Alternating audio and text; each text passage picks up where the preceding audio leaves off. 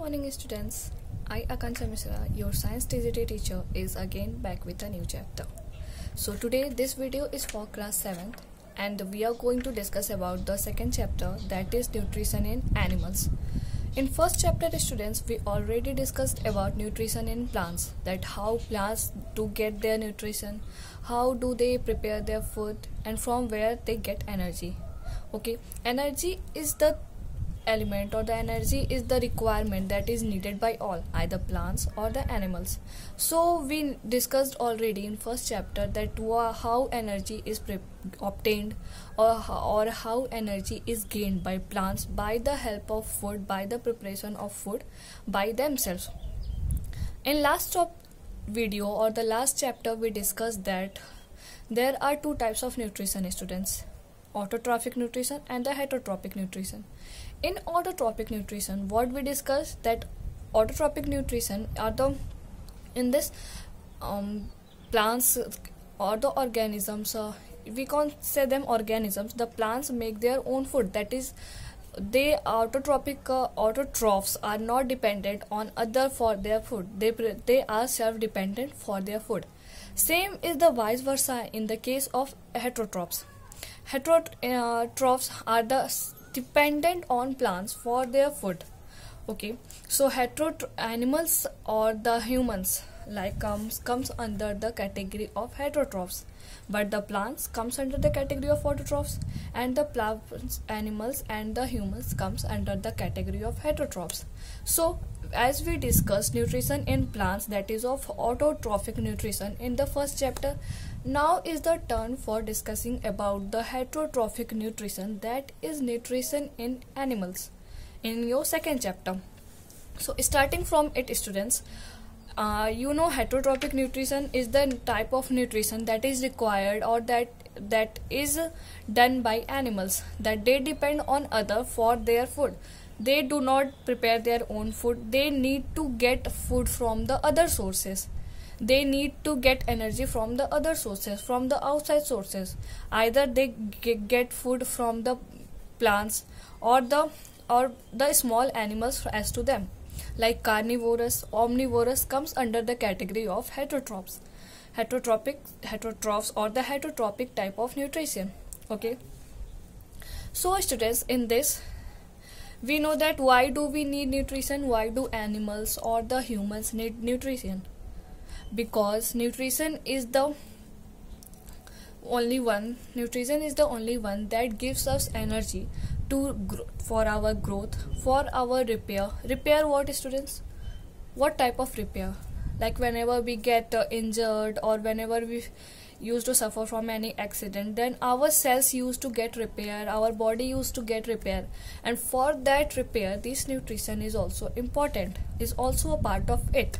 Okay, students, so nutrition is essential for us because it helps in growth, repair and regulation of our functional activities. Which type of functional activities, students?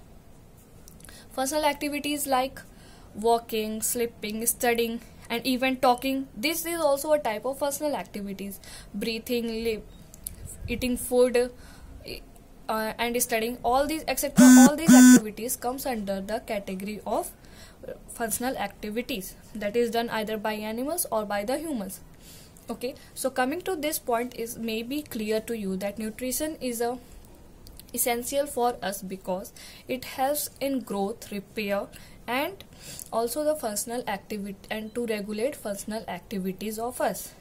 Now coming to the next point, students, this is the point that why do we need to get nutrition, why do we require nutrition? Because by nutrition we will get energy, and by that energy it can sustain in our life, and it can also useful to us, and by that energy we can do several activities. Our whole body, our complete body runs or acts on the basis of this energy only, by the help of this energy that is obtained by the help of nutrition that we used to get from the food by the other sources. Okay, students, now coming to the next, you must have studied in the first chapter, that or the second chapter, components of food, in the last class 6th. Remember it once, just go through it. Okay, in that in the components of food, you must have read 5 type of components of food. That is starting from the carbohydrate, proteins, fats, vitamins and the minerals. And these all 5 makes the complete nutrition that is given obtained by different types of food. That's why we need to eat different varieties of food for getting different types of nutrition in our body. So these type of 5 components of food, when obtained in our body, then what the process is done? The process of nutrition or the process of digestion starts. Digestion of the nutrition starts in our body. But the question comes, how does this digestion of nutrition starts in our body? Let's come to this topic. So coming to the point, digestion. Digestion is simply the process of breaking down of larger molecules into smaller molecules so that it could digest easily in our body. Whenever we eat a piece of chapati or a piece of any food or a bite of food we use to take it, do you think that whole bite that goes in our stomach and whole bite, does it easy to digest by us? Sorry, no students, it's not so easy a process to digest in that way. Okay, so for that a simple process of digestion is done in our body, that is breaking of larger molecules or the larger carbohydrate molecules, you can say larger fat molecules, you can say the larger food molecules into a smaller molecules. Breakdown of these larger molecules into the smaller molecules is done in our body, and that process of this breakage of larger molecules into smaller molecules is called the digestion. Okay students, so whenever we eat food, either it contains carbohydrate, fat, proteins, minerals, vitamins, all these five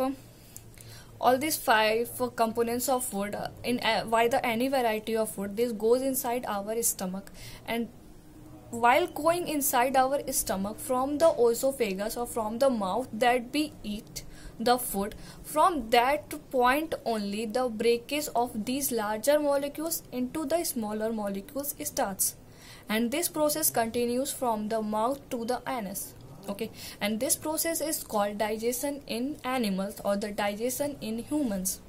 Okay students, so now from where do there are several different types of food or different ways of food that animals, some type of animals use to get their energy or their food. Okay, animals like you can see the example of honeybee. Okay, see, they used to collect nectar from the flowers and then they get their food. Some type of you can also see the example of some of the parasites like leech, saprotrophs. They used to depend on other sources for their food and for their survival. So for this students, I will send you 2 charts, just complete it on fair copy. Okay, and for the further, the topic of this chapter is that digestion in humans.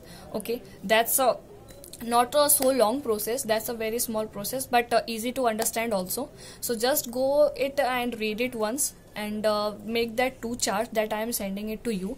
For the further, we will meet in next class. Thank you.